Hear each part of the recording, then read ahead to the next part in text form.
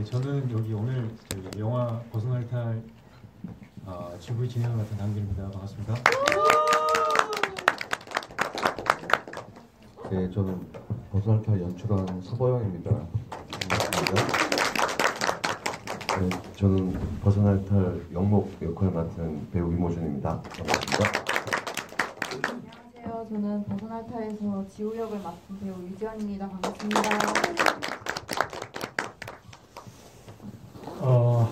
제가 오늘 GV 모더레이터를 이모준 배우께서 부탁을 하셔가지고 영화도 안 본 상태에서 수락을 하고 스크리너를 받아서 봤어요.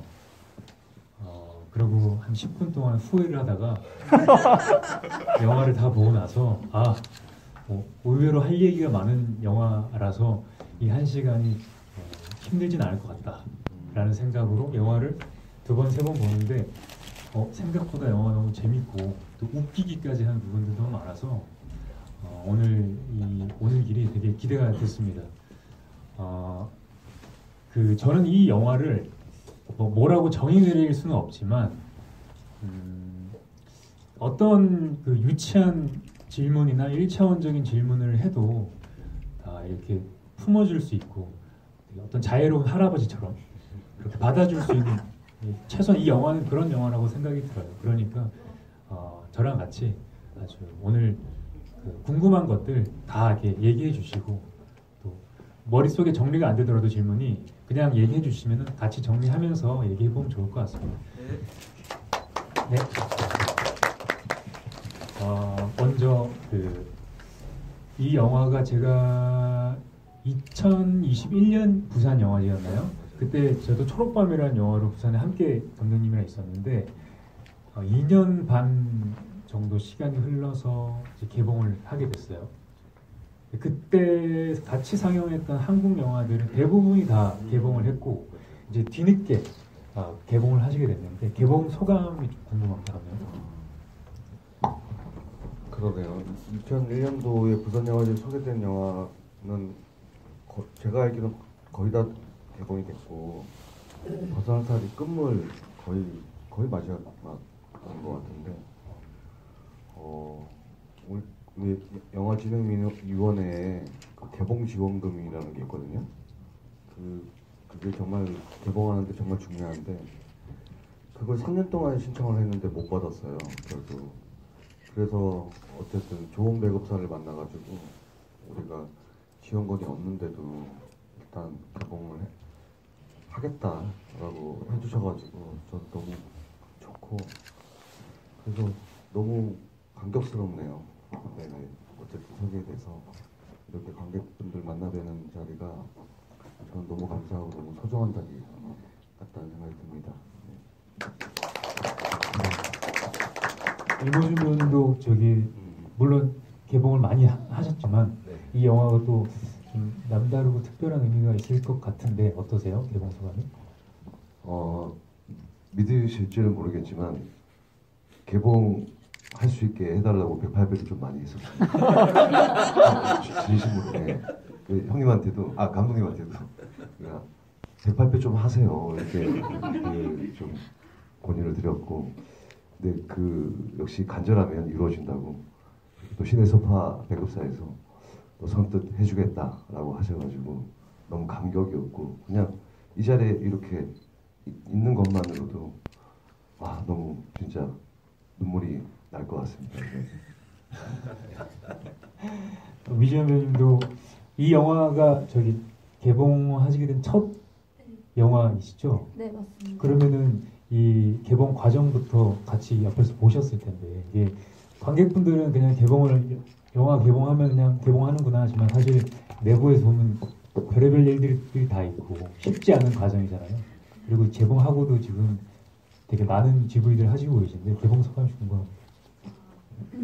일단은 벗어날 탈 개봉을 3년 만에 하게 돼서 저는 아침에 개봉한다는 그 배급사 분들의 전화를 받고 정말 놀랐어요. 그냥 거의 로또 당첨된 느낌이었고 그 기쁨은 어떻게 설명이 안 되고요. 그 이후로 이제 착착 진행이 돼서 오늘 한 8번째 GV인가요? 네. 계속 연달아서 개봉 첫 주에 이어서 계속 하고 있는데 할 때마다 진짜 감사한 마음으로 하고 있어요. 뭐 상업 영화에서도 물론 관객과의 만남 시간은 있지만 사실 이렇게 대화할 수 있는 시간은 많지 않잖아요. 그래서 이렇게 남은 GV 시간도 관객분들과 함께 같이 뭐 영화에 대한 얘기를 나눌 수 있는 이 시간들이 되게 감사하다고 생각하면서 열심히 하루하루 재밌게 잘 보내고 있습니다. 오늘도 찾아와 주셔서 감사합니다. 여러 번 보신 분들 많으시죠? 좀 이렇게 매 GV마다 눈에 익으신 분들 많으신데, 좀 이렇게 GV를 반복하다 보면 뭔가 좀 같은 질문이라도 다르게 대답해야 될 것 같고 그런 부담감이 좀 있거든요. 앞에 앉아 있으면은.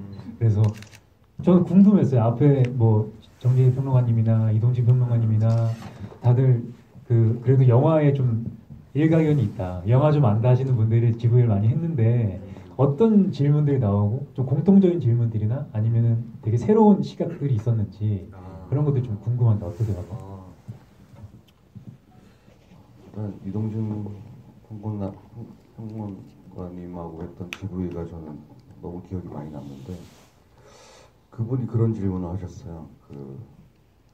이 영화는 카메라가 언제 움직이고 언제 정지할 것인가가 뭐 움직임과 정지에 대한 영화잖아요. 어떻게 보면.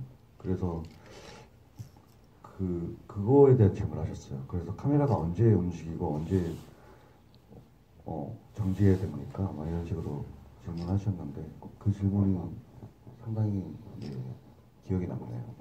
그래서 그때 대답을 제대로 못했는데 이 영화가 처음으로 움직이기 시작하는 거는 거의 저는 환이라고 부르는 그 귀신 있죠. 그게 등장하기 바로 직전에 뒤에서 자선할 때 이렇게 카메라가 다가가잖아요. 그게 저는 거의 움직임의 시작처럼 느껴지거든요. 그거야말로 그러니까 그 전에도 움직임은 있지만 산책할 때 팔로잉하는 그 카메라의 움직임이 있긴 하지만 그때는 인물이 정지한 상태에서 카메라만 처음으로 움직이는 약간 비인칭적이고 어떤 그런 카메라의 움직임 혹은 누군가의 시선이 의식되는 그렇게 시작되는 느낌이 있거든요. 그래서 그런 말씀을 들었던 것 같아요. 네. 저는 그 영화를 처음부터 이렇게 보다가 아까 말씀드렸다시피 어렵다라는 그런 선입견을 가지고 이 영화를 시작했는데 그러다 보니까 뭔가 내가 이 영화를 이해하고 해석하기 위해선 단서를 모아야겠다는 생각에 처음에는 그래서 이 남자가 몇 번 절을 하지? 그런 생각하시는 분도 많을 거예요. 그리고 잠시만 이 사람이 지금 저 머리 뒤에 벽지에 문양이 어떤 의미가 있나? 아파트를 내려오는데 라이프 301 좋아 뭔가 삶에 대한 이야기구만. 앞도 할머니가 지나가니까 좋아 삶과 죽음. 그럼 좋아 저거 넣고 301은 뭐지? 이런 생각을 하면서 영화를 보다가 통화하는 장면이 나오잖아요 초반에. 너무 웃긴 거예요 그 대화가. 이불 얘기하고 잠은 자야 될 거 아니야?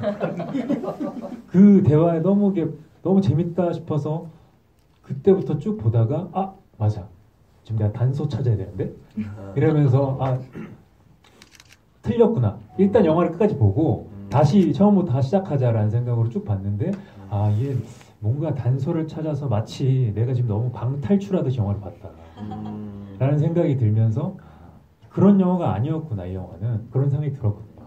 그러면서 되게 처음으로 궁금했던 질문을 해야겠다고 생각한 게 이 영화의 어떤 씨앗이랄까요? 감독님이 시작한 어디서 이 영화를 시작해야겠다, 만들어야겠다라는 생각을 하신 걸까? 그게 궁금했어요. 일단 신선한 질문이네요. 그렇죠. 근데 신선했나요? 정말? 그랬던 것 같습니다. 일단 이 영화는 탈 시리즈라고 제 단편 영화 중에 탈날탈이라고 있거든요.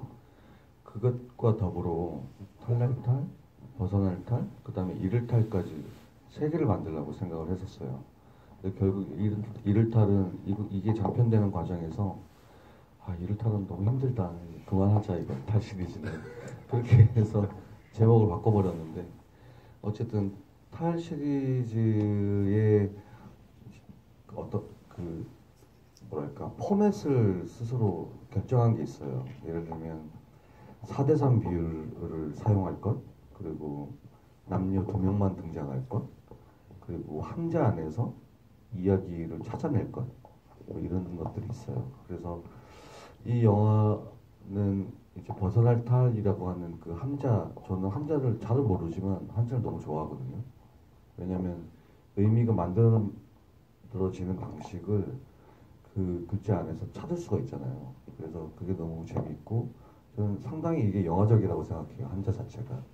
그래서 벗어날 탈은 왼쪽에 육달월이라고 이제 육체를 뜻하는 글자가 있고 오른쪽에는 어떤 기쁠 텐데 이 기쁠 때는 그냥 기쁜 느낌이 아니라 상당히 정신적이고 어떤 고도의 어떤 신과의 어떤 합일에서 오는 그런 기쁨을 뜻하거든요.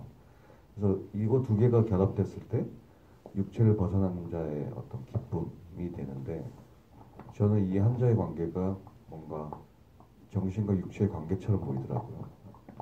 그래서 약간 이 두 인물이 저는 마치 이쪽은 육체적이고 저쪽은 정신적인 사유를 하고 그런 느낌으로 약간 배치를 했던 게 있어요.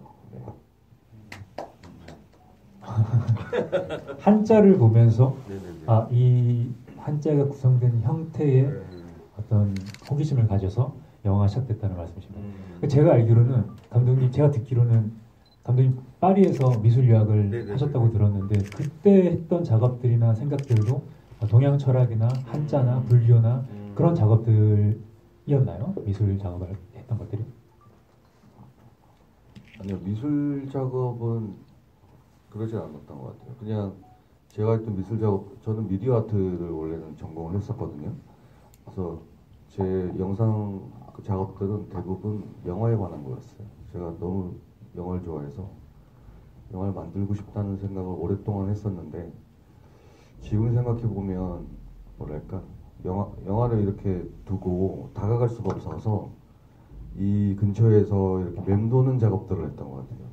그래서 약간 메타 영화적이기도 하고 미술의 관점에서 영화가 뭘까 이런 식으로 계속 영화 주위를 맴돌던 작업을 하다가 이제는 어느 순간부터 진짜 왜 내가 영화를 안 하고 있지? 뭐 이런 생각을 했던 것 같아요. 그래서 영화를 찍기 시작한 것 같고 좀 지금이 훨씬 더 즐겁죠. 네네. 배우분들께도 질문을 좀 드려보고 싶은데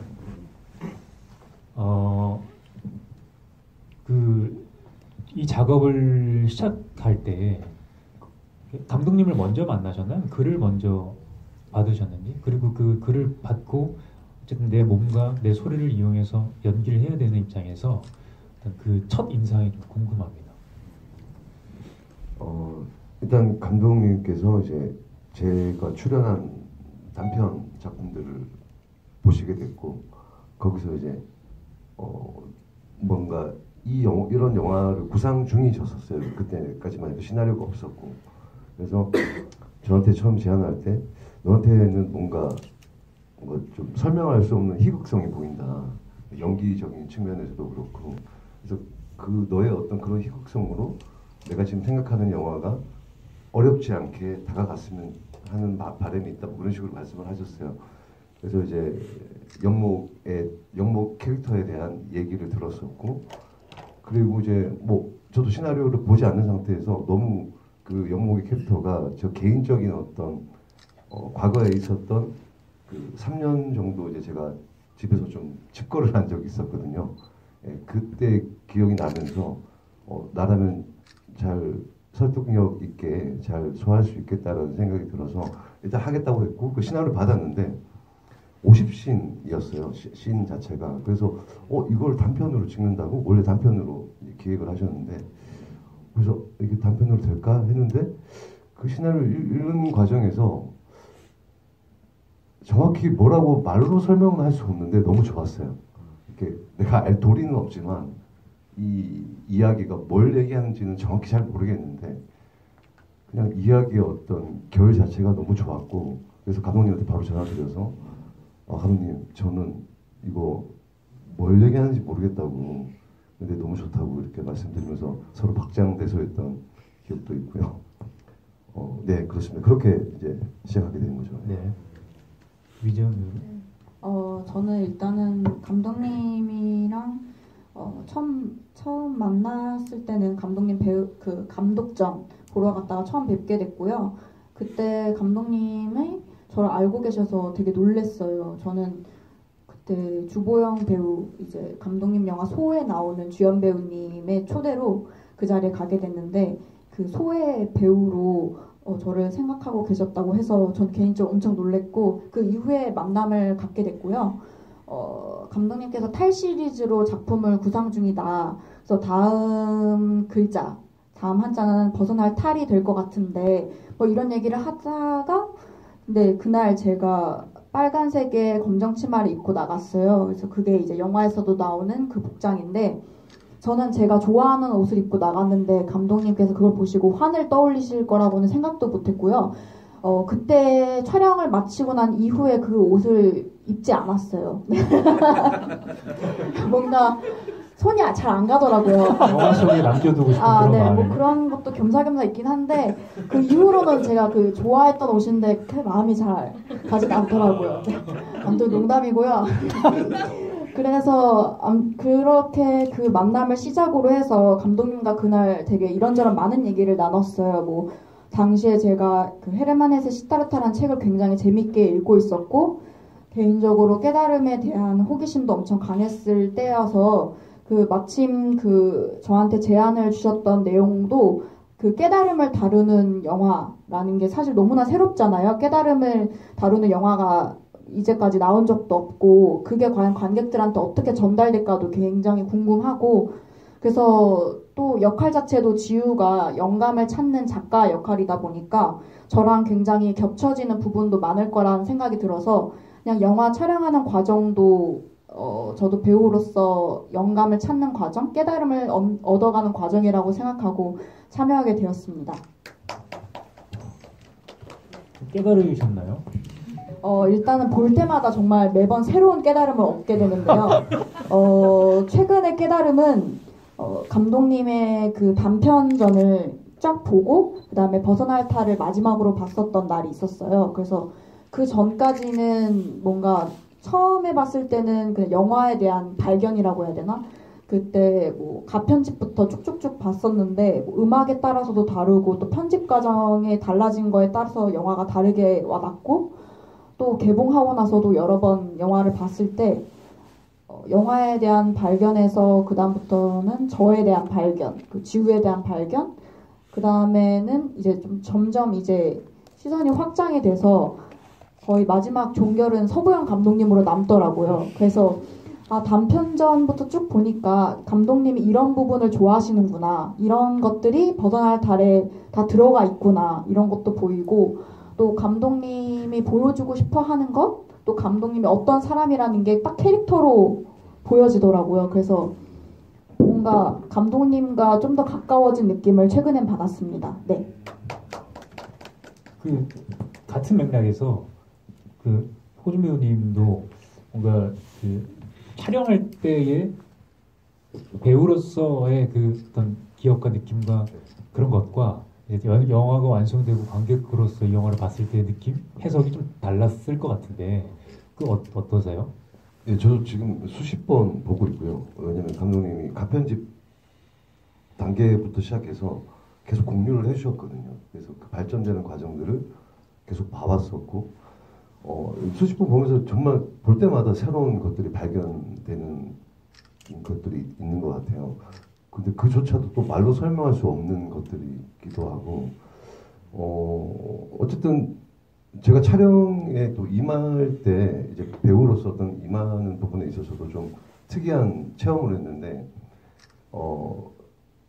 정말 많은 사전에 프리 단계에서 감독님하고 신발신으로 그 컷의 어떤 그 담겨 있는 의미들을 다 여쭤봤고 거기 다 설명을 해주셨고 거기에서 이제 그렇다면 그런 의도와 의미가 담긴 장면이라면 저는 제가 생각했던 영목은 이런 방향으로 연기를 할 것 같다라고 이제 계속 소통을 했었지만 막상 촬영날이 다가왔을 때는 내가 연목처럼 마음을 비우고 가야 되겠다는 생각이 딱 들더라고요. 그래서 그 전에 감독님과 소통했던 이 모든 이야기들을 다 최대한 잊으려고 노력을 했었고 그거에 대한 강박을 버리려고 노력을 했었고요.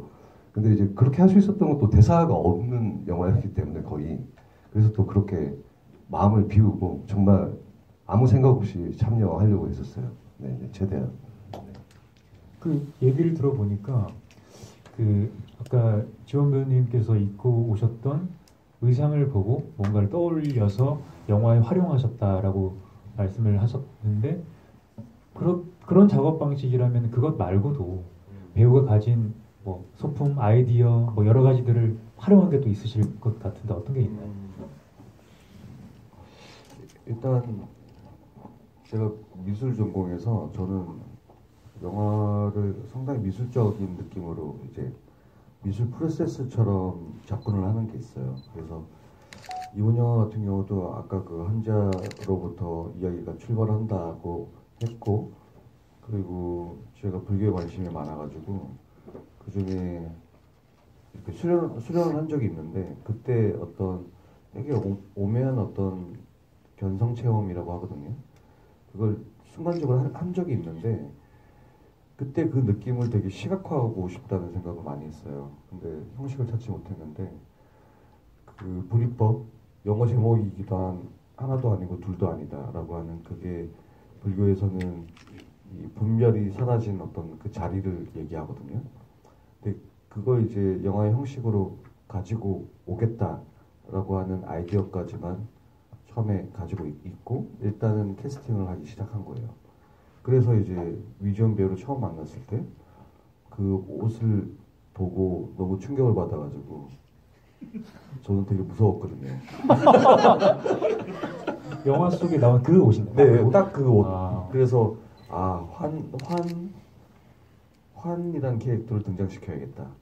이런 식으로 그리고 지원 배우랑 얘기를 하는데 너는 어떤 음식을 만들 줄 있어? 했더니 삼계탕을 만들 줄 안다는 거예요. 그래서 남자는 겨울에 있고 여자는 여름에 있어야겠다. 그리고 초여름 삼계탕 먹기 좋은 딱 그 즈음에 있으면 좋겠다. 그래서 삼계탕 장면도 나왔던 거고 그리고 해변의 사나이라고 하는 그 사진 있죠. 그것도 지연 배우가 깐에 갔을 때 니스에서 실제로 찍은 사진이에요. 그런 식으로 사실 이 영화를 찍기 위해서 되게 많은 만남이 있었어요. 그러니까 그 성룡은 배우라고 이 검은 옷을 연기하신 분 있죠. 그분도 이제 호준 배우한테 소개를 받았는데 그분이 실제로 자기 집이 폭발을 해가지고 전신 화상을 입고 거의 죽음 직전에서 진짜 살아난 그래서 별명이 불사신. 불사신이라는 별명을 가지고 있는 분이시거든요.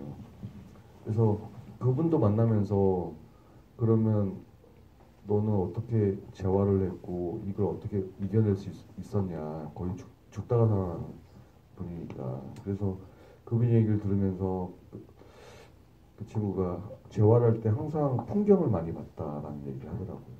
아주 오랫동안 어떤 풍경을 바라봤다라는 얘기를 해서 그게 또 영화 속으로 들어오기도 하고 그리고 애니메이션 극중 애니메이션은 손성경 작가라고 그 현대미술 하시는 분이 계신데 그분을 만났을 때 들은 얘기는 그분이 원래는 동양화를 전공하셨대요. 먹으로 그림을 그리는 방식이었는데 어느 순간 이 매체와 자기가 가지고 있는 재료가 너무 무겁다는 생각이 들었대요. 그래서 너무 가벼워지고 싶다라는 생각을 했었고 어느 순간 이제 디지털 애니메이션 작업으로 방향을 바꿨다고 하시더라고요. 되게 농담조차 없는 한없이 가벼운 작업으로 가고 싶다는 생각을 해서 이렇게 지금은 애니메이션 작업 많이 하시거든요. 그래서 이런 이야기 과정들이 제 영화 속에 그대로 거의 그대로 들어왔죠. 그래서 말하자면 이 영화는 저는 불교의 시절 인연이라는 말을 되게 좋아하는데 인연도 때가 있다라는 말이죠. 그래서 이 영화를 만들 때 정말 그런 만남들, 그런 순간들이 정말 많았던 것 같고 저는 이거를 종합하는 과정에서 마치 이 영화 속에 처음에 그 해변의 사나이 사진이 조각조각 나왔었는데 마지막에 하나의 통합된 이미지를 보여주잖아요. 그러니까 이런 느낌처럼 저의 모든 만남들이 이 조각조각 난 것들이 하나로 이렇게 종합되는 영화 같은 느낌을 저는 되게 많이 받아요. 네. 같이 작업하는 배우분들 입장에서도 어떤 정답을 찾아가는 과정이 아니라 그 과정 자체에 있을 수 있는 작업인 것 같다는 생각이 드네요. 네. 관객분들 질문 좀 받아볼까요? 질문이 있으신 분들은 손을 들어주시면 공간이 좁아서 마이크 없이 얘기하실 수 있을 것 같아요. 마이크가 또 준비가 돼 있어요. 질문 있으신가요? 이 영화가 질문이 없을 수가 없는 영화인데. 네. 일단 감독님께 그냥 감상을 먼저 전하자면 일단 최근 들어서 작년 말부터 본 영화 중에 정말 생각을 많이 하게 만든 영화여서 전 추리 영화인 줄 알고 계속 추리한 거예요. 저 사람은 누굴까? 저거는 어떻게 연결이 될까 해서 오랜만에 약간 스마트하게 머리를 쓰게 만들어주는 영화였던 걸로 해서 감사하다고 그 감정을 전달드리고요. 호중 배우님께는 종교가 불교이신지 궁금해서 1번 질문이고요. 지원 배우님께는 그 중간에 영화 속 내용에 두 분이 같이 이제 같은 방향으로 절하는 장면이 나오잖아요.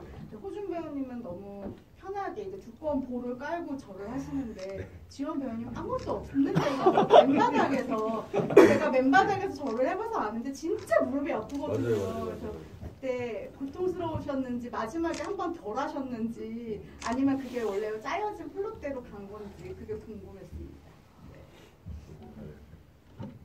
일단 종교는 무교고요. 네. 무교인데 이제 108배를 처음에 감독님이 오프닝 그 크레딧 장면에서 실제로 108배를 하자고 그래서 그 길이를 다 쓰자고 하시더라고요. 그래서 사실 같이 이렇게 절에도 가서 연습도 하고 했었는데 이제 저는 약간 연기관이 약간 좀 효율적으로 연기를 하자라는 또 그게 있어서 108배를 한 것 같은 표정과 감정을 그냥 보여주면 되지 않느냐. 굳이 108배를 할 필요가 뭐가 있냐. 그래서 이게 감독님 뭐 설득을 한 건 아니지만 감독님도 나중에는 이제 그 길이를 다 쓰기가 또 무리가 있으니까 감독님이 그냥 편집해서 갈게 이렇게 말씀을 하셨는데 어쨌든 108배를 이제 준비하는 과정에서 저는 유튜브를 보고 많이 준비를 했거든요. 거기에 정말 정확한 자세와 그 정확한 마인드, 마음가짐 이런 걸 다 충분히 배울 수 있거든요. 그걸 좀 많이 봤었고요. 그리고 이제 현장 가서는 정말 몇 번 안 했었죠. 108배를 다 하지도 않았었고. 근데 이제 108 이제 그 촬영을 하면서 느꼈던 건 불교의 이 철학이 어떻게 저한테 잘 맞는다라는 생각도 했었고 그때부터 물론 불교랑은 다르지만 사주도 쪽에 또 관심이 또 생겨서 풍수나 그래서 이제 실제로 독학 중입니다. 독학 중이고. 이 영화를 계기로 인도의 사주를 공부하셨군요. 예. 점집도 한번 갔었거든요. 근데 이렇게 저보고 얘기하더라고요. 이렇게 신기가 있다. 근데 이제 무당을 무속인의 신기까지는 아니지만 안 해도 되지만 다행히 지금 연기를 하고 있기 때문에 이걸로 지금 충족이 되고 있으니까 계속 이 길로 가라고 하시더라고요. 예, 아무튼 그렇습니다. 어떻게 이렇게 하다가 얘기가 사주까지 왔는데요.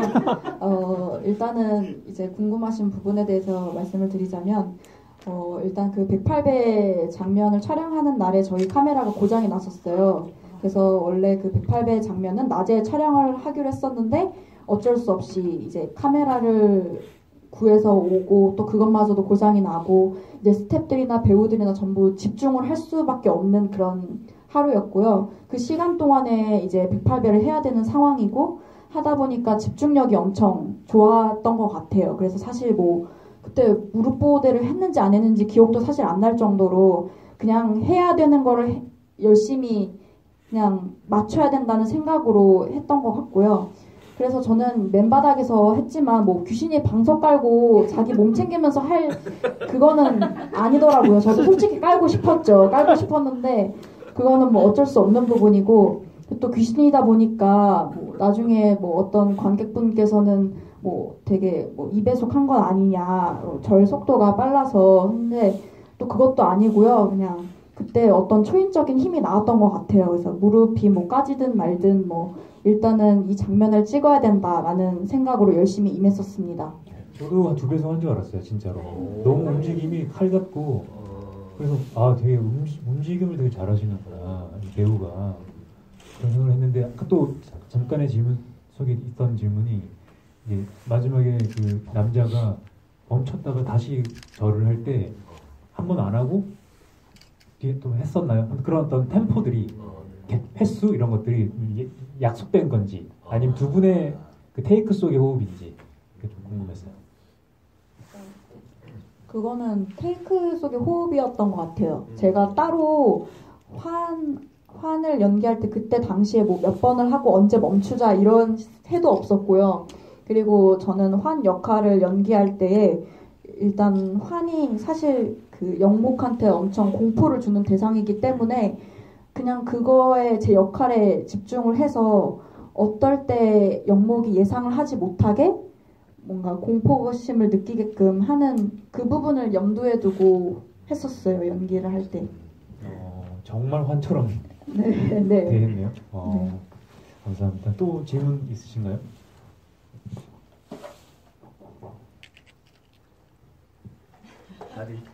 여기까지 질문이 와 있는 게 보이는데 이렇게 선뜻 손을 못 드시는 것 같은데 저희 영화가 정답이 없는 영화고 저희도 정답을 대답할 수 없는 영화라고 생각하기 때문에 부담 갖지 마시고 편하게 해주시면 감사하겠습니다. 정말 사소한 것들도 물어볼까요? 저는 좀 생각나는 게 드셨나요? 아니죠?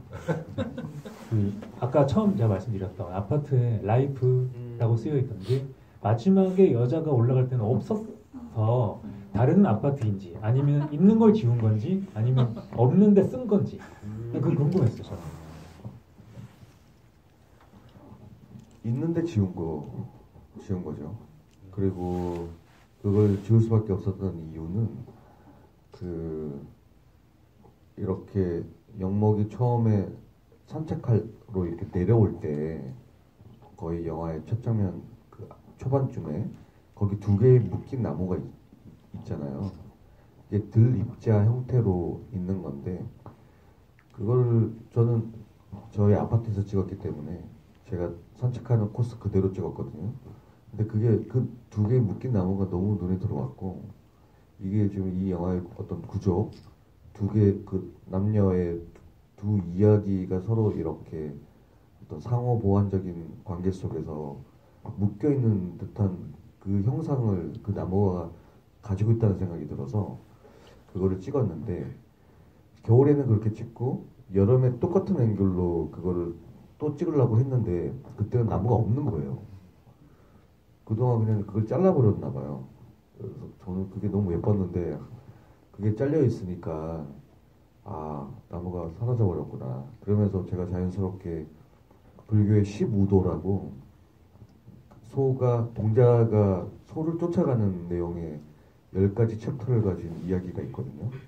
거기서 인우구망이라는 챕터가 있어요. 결국 소도 동자도 없다 이런 식으로 하는 거의 마지막 챕터가 있는데 이 구절이 딱 없어진 나무를 보니까 생각이 나더라고요. 그래서 그래서 이제 라이프도 그러면 라이프도 없애야겠다라는 생각이 들어서 그 다음에 올라가는 장면에서 라이프도 보이지 않게 이제 CG를 한 거죠. 네. 그 나무가 되게 뭔가 의도된 듯. 그러니까 사실 이 영화의 모든 컷에는 의미나 의도가 있는 것 같은데 이건 뭐다라고 뭔가 구체화해서 이야기하고 싶지는 않고 뭔가 자연스럽게 다 뭔가를 의미하고 있다. 가령 앞에 그 할머니가 지나갔다면 마지막에는 젊은 남자가 자전거를 타고 끌고 지나가죠. 그런 것들부터. 그리고 여자가 물에 젖은 컷 이후에 남자가 또 물에서 어프 하면서 나온다든지. 그리고 그 여자가 삶는 삼계탕에 목에 잘려 있고 그 가부좌를 그 자선을 하고 있는 그 남자의 모습을 형상하고 있다든지. 그 잘린 부처의 얼굴이 처음부터 등장하잖아요. 남자의 책상에서. 그런 것들이 다 이렇게 저렇게 이어져 있고 매 컷 하나하나가 다 의미가 있고 그 어떤 의도가 있지만 이 영화는 관객에게 어떤 이 영화는 이런 영화야라고 강요하진 않는 듯한 느낌이 들어서 약간 이게 뭔가 컷 씹고 뜯고 그런 느낌 맛보고 즐길 수 있는 그런 영화였다고 생각이 들어요. 그래서 이게 뭔가 많은 은유들이 펼쳐져 있는 그런 영화라고 생각이 들거든요. 저는 되게 사소한 것들에 질문이 생겼었어요. 가령 뭐 이게 그 잠을 깨기 위해서 그 고무줄을 튕길 때 아프진 않았을까? 호준이 형 아팠을 텐데 이런 생각도 들고 아까 또 지원 배우님 무릎 그 걱정을 하면서도 저는 진짜 움직임이 좋다.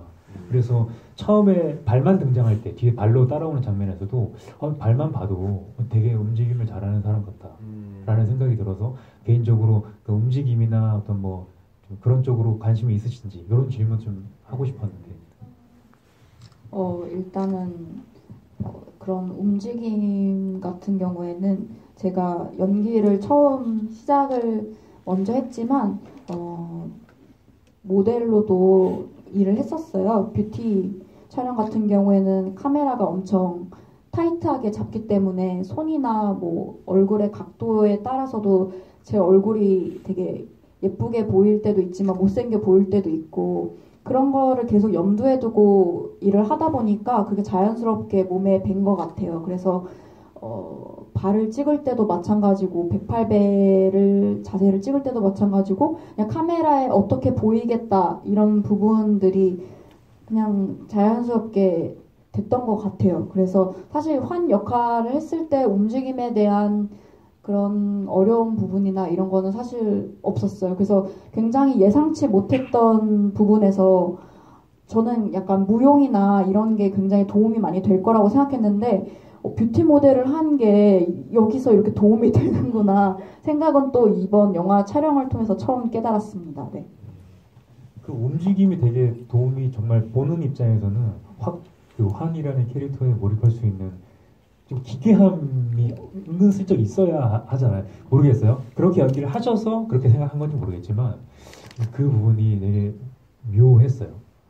또 얼굴도 이렇게 블러 처리가 되어서 나오는데 되게 이건 어떤 그 제가 가끔 꿈을 꿀 때 뭔가 그 뚜렷하지 않은 형상, 얼굴을 보고 싶은데 볼 수 없는 그런 느낌이 시각화된 건 아닐까?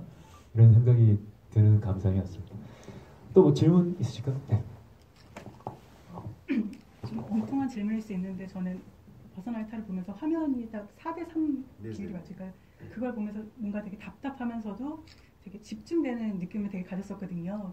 근데 이전 전작 때 그 소시라는 작품을 제가 워낙 감명 깊게 봤는데 그때도 그 주보영 배우님 얼굴에 약간 반 잘리듯이 클로즈업된 장면이 있었고 이번 장면에서도 그런 장면이 있었던 걸로 기억을 해요.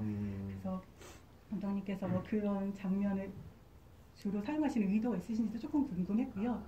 그리고 저는 이전에 선잠 그랬었고 제목에서 약간 어느 책에서 무슨 제가 좀 떨려서 그러는데 어떤 뭐 문학 작품에서 또는 어떤 텍스트에서 영감을 얻으시는지 궁금했어요. 그리고 아까 마지막에 이 제목은 제가 지금 정확하게 기억은 안 나는데 혹시 차기작으로 생각하시는 제목이 있으신지 그게 궁금했습니다. 일단 4대3에 대한 이야기를 말씀드리자면 이게 정확하게 얘기하면 4대3이 아니거든요. 아카데미 비율인데 1.375대 1이에요. 이 그 화면비에 대한 영화 역사를 이렇게 보면 무성 영화에서 유성 영화로 넘어올 때 사운드가 이제 필름에 기록되어 되기 때문에 이 옆에 이렇게 이미지 옆에 사운드가 기록되게 된 시기가 있었어요. 그러니까 그렇게 기록을 하니까 화면비가 더 좁아지는 거죠. 그래서 이제 아카데미라는 그 미국의 지금 아카데미 영화제를 하고 있는 그쪽에서 새로운 이제 화면비를 고안을 했어요. 그게 이제 아카데미 비율인데 원래 가지고 있는 4대3보다는 살짝 옆으로 넓은 비율이거든요. 근데 저는 4대3이 약간 답답해 보여서 그거보다는 살짝 넓은 걸 쓰고 싶었고, 또 하나는 저는 사운드가 영화에 들어오는 순간부터 이건 정말 영화다라고, 저는 항상 영화는 사운드와 이미지의 결합이라고 생각하기 때문에 무성 영화 이후가 저는 진짜 영화라고 생각하거든요. 그런 의미로 이제 그 비율을 사용을 했고, 그래서 이 영화는 디엔드에 대한 또 이야기이기도 하잖아요. 그리고 예전 고전 영화 저도 그것도 찾아보기도 했었는데 거의 70년대 초반까지 그 영화의 디엔드가 뜨면서 영화가 딱 끝나버려요. 엔딩 타이틀이 없었어요. 예전에는. 그래서 저는 그게 정말 충격적이고 무서웠거든요. 이야기가 다 끝나고 갑자기 디엔드라는 자막이 크게 이렇게 딱 나오는 게 어릴 때부터 너무 무섭다. 이 약간 진짜 죽음을 환기하는 그런 느낌이 들었었거든요. 근데 그때쯤에는 디엔드가 그렇게 뜨는 대신에 앞쪽에 그 오프닝 타이틀이 엄청 길게 나오는 방식을 사용했단 말이죠. 그래서 그 방식을 이제 우리 영화에도 가지고 오고 싶었고, 4대3 예전에 소호 얘기하셨는데, 소호에서는 인물이 이 빈 공간이 엄청 많이 잡히고 인물이 막 밑에 이렇게 위치하잖아요. 근데 소호는 이제 롱테이크 영화였고 의도적으로 컷을 하지 않는 영화였기 때문에 그 프레임의 인물을 잘라내는 방식도 저는 되게 컷적인 요소다라는 생각을 해서 그런 식으로 인물을 자르는 방식으로 이제 그 영화는 사용을 했었고, 이 영화에서는 자연스럽게 4대3 비율, 아카데미 비율을 쓰는 영화고, 그렇게 하다 보니까 약간 회화적인 어떤 구도를 잡을 수밖에 없게 되어서 이 비율에 맞게 인물들을 잘라내는 방식이 적절하다라는 생각을 했던 것 같아요. 또 질문이 뭐였죠? 차기작. 다음 어떤 네네네. 다음도 한자. 아니요. 한자는 이제 그만할 거고요. 한자는 그만할 거고. 그 선점이라는 영화의 레퍼런스는 아마 그 신탁의 밤이라는 거였던 것 같은데, 저는 그런 문학적인 이 영화에서도 어두운 삼정글의 거리가 나오죠. 이런 식으로 문학에서 레퍼런스를 가지고 오는 방식을 저는 되게 좋아해요. 그랬고, 다음 차기작 제목은 뭐 어떤 영화가 될지 모르겠지만 일단 써놓은 거는 유령은 부드러워라는 제목의 영화가 있었는데, 그러니까 이를탈로 정하고 시나리오를 썼는데 탈은 그만하고 싶다. 그래서 제목을 유령은 부드러워라고 바꾼 게 있고요. 그 시나리오가 있는데 그거는 영화 될지 모르겠고, 곧 찍고 싶은 영화의 제목은 그는 왜 문고리를 돌리고 싶은 충동에 사로잡혔나. 뭐 이런 제목만 봐도 일단 철학적이네요. 네네네. 근데 약간 웃기는 정신분석 영화가 있는데, 그래서 그 충동에 휩싸인 남자가 정신분석을 받는 내용인데 그런 또 제목이 있습니다. 네. 감사합니다. 또 질문. 네.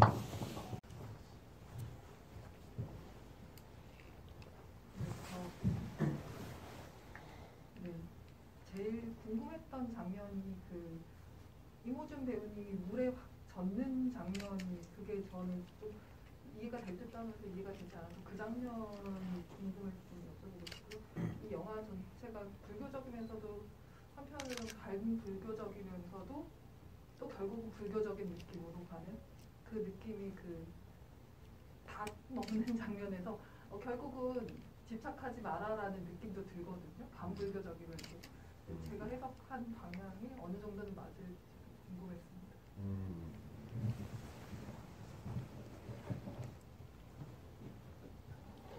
일단 첫 번째 질문이 물 젓는 거요. 이 영화는 뭐랄까 어떤 두 개의 이야기가 통합되는 방식으로 뒤로 갈수록 약간 통합되는 방식이 있고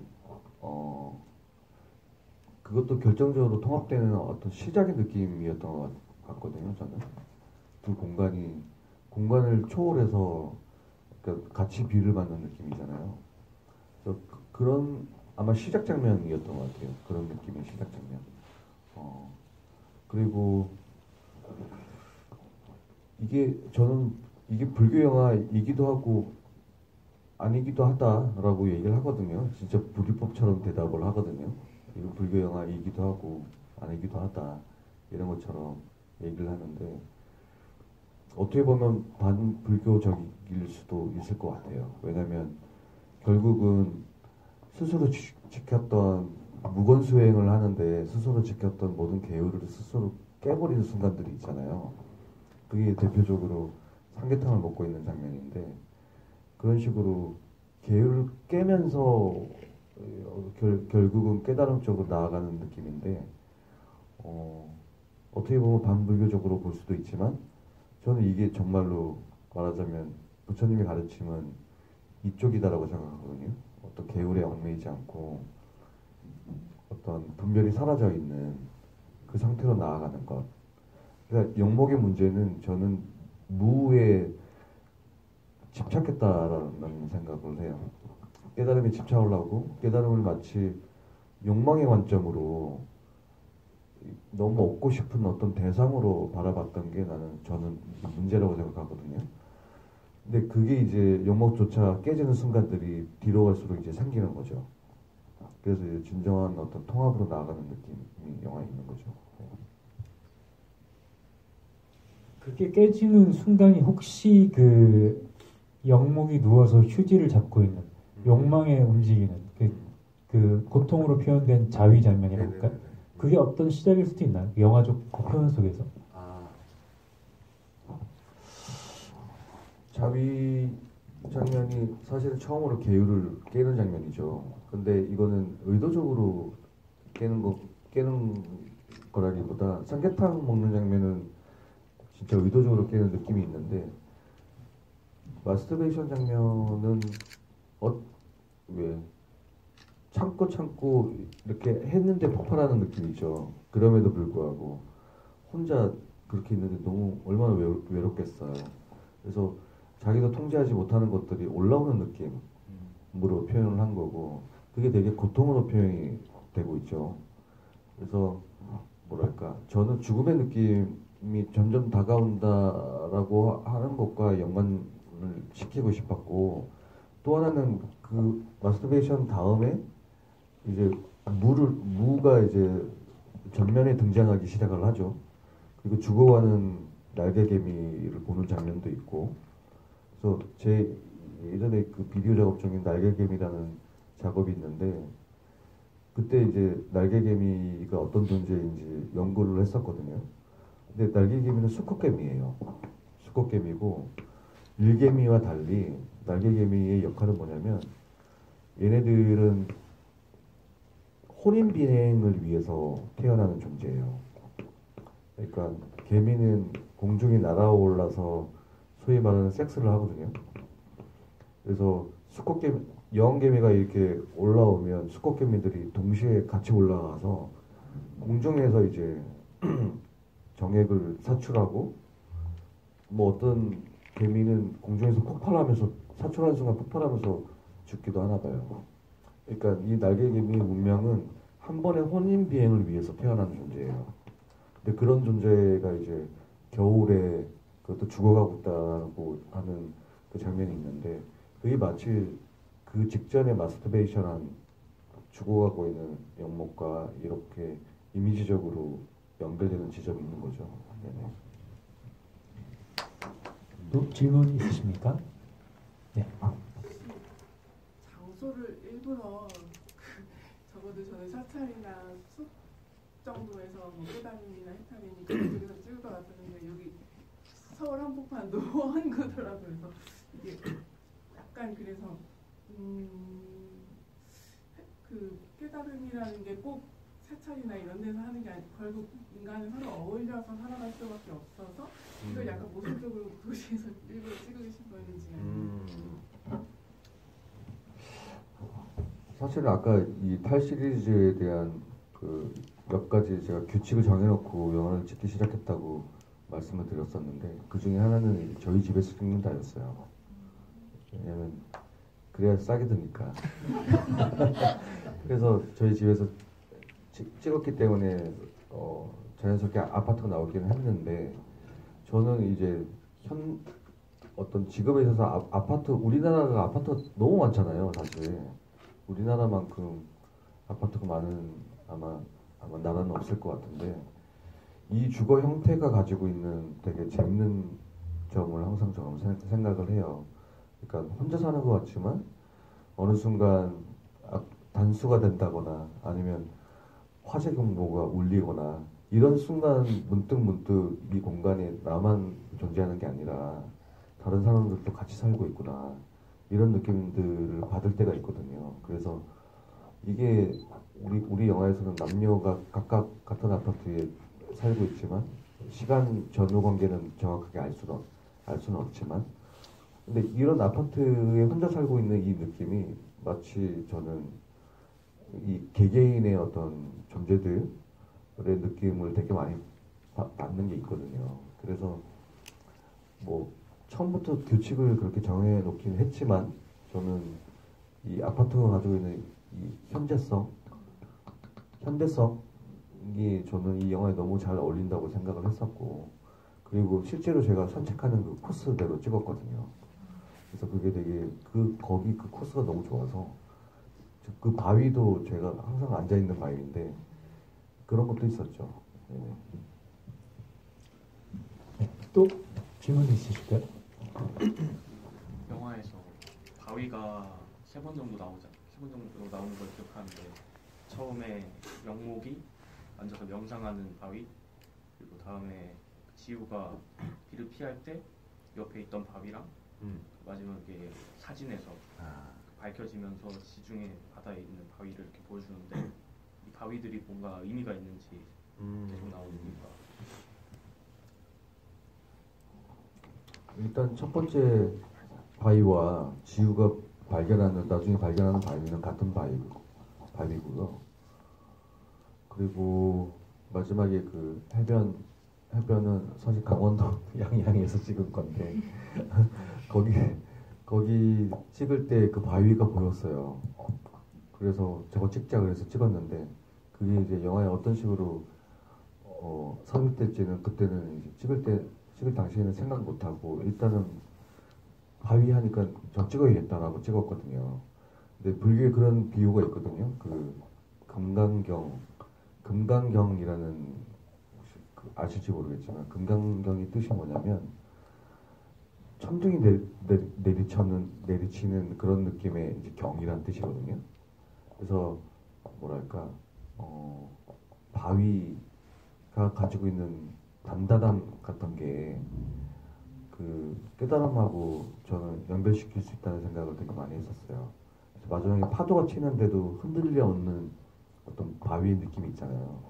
그래서 그걸 이제 깨달음의 비유하고 연결시키고 싶어서 마지막에는 파도 팍 치는데도 딱 굳건히 있는 그 바위를 보여준 거고 앞정령의 바위는 사실은 이제 제가 자선하는 항상 거기 앉아 있는 바위이기 때문에 일단 가지고 오긴 했는데 불교적 비유로 이렇게 연결시키고 싶었던 거죠. 네. 사소한 건데요. 그 영목이 어쨌든 선아를 그 사랑하던 여자를 두고 혼자 이렇게 도망치듯이 나온 그런 것처럼 보여졌어요. 근데 이제 어떤 번뇌를 조금 이겨내기 위해서 혼자 이렇게 칩거를 하는데 갑자기 선아가 걱정돼서 전화를 걸었더니 전화를 받지 않으니까 굉장히 서럽게 울더라고요. 그래서 저는 살짝 여기서 되게 약간 이기적이다, 이 인물이 약간 영목이 그런 생각을 조금 했거든요. 그래서 이 장면에 너무 서럽게 울어서 마치 선아에게 버림을 오히려 받은 듯한 이 여자를 끝까지 믿고 내가 너를 버리고 잠깐 도망쳤지만 언제나 여기에 있을 거라고 이 사람은 믿었나? 이런 생각이 조금 들었어요. 그래서 거기에 대해서 조금 한번 설명을 좀 듣고 싶어요. 일단 그 영목이 오열하는 장면에서는 사실 저는 그 연기적인 표현으로는 그냥 흐느껴 온다라고 생각했었고 그렇게 준비를 했었어요. 네, 근데 그렇게 이제 첫 테이크를 찍었는데 감독님께서 그런 느낌보다는 왜 네가 정말 슬픈 일이 있을 때 너의 울음소리 때문에 더 슬퍼지는 경우가 있지 않느냐, 그 얘기를 딱 듣고 이제 그렇게 오열을 해서 울었거든요. 그때 저도 느꼈던 감정이, 저도 실제로 울었으니까요. 이제 그 연기할 때도 정말 이런 어떤 슬픈 나의 어떤 이 울음소리가 나를 더 슬프게 만들 수도 있구나. 어쩌면 영국도 비슷한 마음으로 울지 않았을까. 그러니까 선화에게 뭐 버림받았다는 어떤 그런 느낌보다, 그거는 내면에 깔려 있지만 그거보다는 그냥 그 자신의 어떤 처지나 뭐 지금 그때 그 잠깐 울었던 소리에 의해서 더 증폭되지 않았을까, 그렇게 생각을 해봤습니다. 네.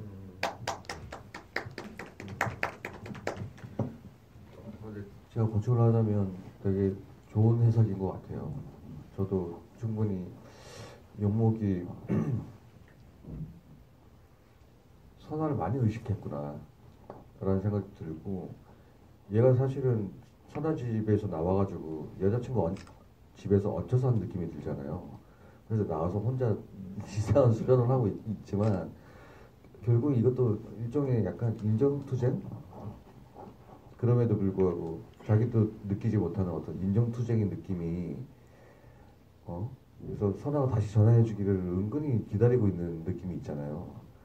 그런 게 있었을 거라는 생각이 들고, 마지막에 그 환이 등장하고 점점 무서워지면서 그때서야 진짜 이 선아의 존재에 대해서 선아가 완전히 나한테서 이제 없어져 버렸구나 라는 생각이 들고, 비로소 이제 진짜 나는 혼자다. 더 이상 나한테는 아무런 사람도 남아있지 않구나. 이런 느낌이 들면서 이제 그때 이제 오열을 하게 되는 거 같다는 생각도 드네요. 네네. 그 장면이 저는 감독님이 그 이모준 배우에게서 느끼는 그 희극성이 굉장히 잘 버무려져서 다양한 그 생각이 들게끔 하는 장면으로 느껴져서 되게 좋았었어요. 그 두 배우분은 그러면은 그 환 빼고 남녀 인물이 이제 마지막에 딱 만나잖아요. 만나서 그 뭐라고 키스신이라고 해야 될까? 그런 이제 장면이 있잖아요. 무언가를 소통하는 듯한 그 장면 어떻게 각자가 해석하고 합의하고 연기를 하셨나요? 일단 제가 말씀드리자면 저 영화 속에서 그 무성 영화의 장면들이 나오잖아요. 주로 남녀의 키스신으로 예전에 흑백 영화들이 많이 끝났었는데 종결을 의미하는 그런 장면이었고, 일단 저희 영화를 봤을 때 사실 그 종결을 맺는 거를 사실 원치 않는 영화다라는 생각을 했었어요. 관객들의 해석에 맡기고 싶고, 지금도 어떠한 정답이 없다라고 늘 말씀드리고 있지만, 그래서 저희가 그 촬영을 할 당시에는 사실 그 키스신, 정말 그 중간에 나왔던 그 장면들처럼 키스신으로 하려고 했었어요. 근데 이제 생각을 해보니 그렇게 끝내는 건 아닌 것 같다. 영화와 잘 맞지 않다. 뭔가 키스신으로 저희가 끝나면 뭔가 만나지 말아야 될 사람들이 만나고, 뭔가 이게 사랑도 아니고 뭔가 좀 이상해질 것 같다라는 느낌이 들더라고요. 그리고 관계로서 봤을 때도 그리고 저희 영화가 사운드도 호흡이 굉장히 주되기 때문에 그 호흡으로서 뭔가 혼을 주고받는다는 느낌으로도 그런 엔딩을 찍었을 때 굉장히 좋다라는 생각이 들었고 이게 결코 닿지 않잖아요. 그래서 이게 완전히 접촉했다라고 볼 수도 없고 완전히 만났다고 할 수 없는 그 부분들이 잘 표현됐다라고 저 개인적으로 생각이 들어서 그래서 그날 감독님께 제안을 드렸습니다. 키스신 대신 이런 호흡으로 주고받는 건 어떨까요? 라고 해서 그 장면으로 바뀌게 되었습니다. 네. 실제로 소리를 소리를 실제로 동시로 녹음이 된 건가요? 근데 사실 그 의견을 바로 그 장면을 찍기 직전에 하셨는데 그 얼굴 표정이 키스하기 싫은 표정이었어요. 앞으로 피해가려고 하는 이야기예요. 그래서 약간 논리를 만들었구나 이렇게 진짜 완벽한 논리를 만들었구나 이런 느낌이 조금 있었어요 사실. 저는 사실 좀 그런 걸 좀 느꼈습니다. 느꼈고 근데 이제 제가 이제 감독님 이제 집에서 찍다 보니까 아파트 뭐 고층이다 보니까 저는 흡연자거든요. 그러니까 자꾸 촬영이 이제 쉬는 타임에 자꾸 내려갔다 오기가 너무 힘들어서 감독님하고 이제 합의 보고 그때 그래서 이제 그 뭐지 화풍 그 가스레인지 위에 그 후드 환풍기 거기에서 이제 담배를 폈는데 그 모습을 많이 보셨어요. 물론 이제 저는 이제 당연히 키스를 안 해도 된다라고 들었기 때문에 뭐 크게 신경 안 썼죠. 준비를 많이 안 했었죠. 키스를 하기 위한 어떤 그런 준비가 필요 없다고 생각했었고 그리고 제가 호흡을 내뿜는 게 아니기 때문에 그래서 그랬었는데 죄송합니다. 어쨌든 아무튼 이걸로 영목은 되게 이기적인 사람이라는 게 호흡을 내뿜지 않아서 준비를 안 했다라는 거는 정말 배우로서 저 잘 모르겠네요. 아무튼 뭐 아까도 말씀드렸지만 뭔가 상황 자체가 배우한테 되게 굉장히 초인적인 힘을 만들어주는 것 같아요. 그래서 저도 그날 어떻게든 사실 쥐어짰어요. 쥐어짜서 어떻게든 감독님을 잘 설득해 봐야겠다라고 해서 정말 좋은 엔딩이 나왔다고 생각을 합니다. 네, 모두 그렇게 말씀해 주시죠. 다음 영화 시간. 네네네. 질문할 것들이 많지만 마무리해야 되니까. 네네. 그 남은 질문들은 지부이가 계속 있을 예정이니까 다음에 또 찾아주셔서 질문해 주시고. 화이트데이다. 화이트데이요? 네, 알겠습니다. 네, 오늘은 여기서 인사를 가볍게 세 분 인사드리고 마치는 걸로 하겠습니다. 안녕하세요. 오늘 혹시 N차 관람하신 분 혹시 손 한번 들어주시겠어요? 고맙습니다. 의외로 많이 보셨네요. 이 영화는 한 번 더 보시면 또 다른 느낌이 분명히 드실 영화이기 때문에 다음 지부이 때도 뵙겠습니다. 고맙습니다. 시간이 없으니까 어쨌든 추운 날씨에 너무 보러 와주셔서 감사하고요. 다음에 또 뵐 수 있으면 너무 감사하겠습니다. 오늘 N차 관람하러 와주신 관객분들께 다시 한번 와주셔서 감사드린다는 말씀 드리고 싶고요.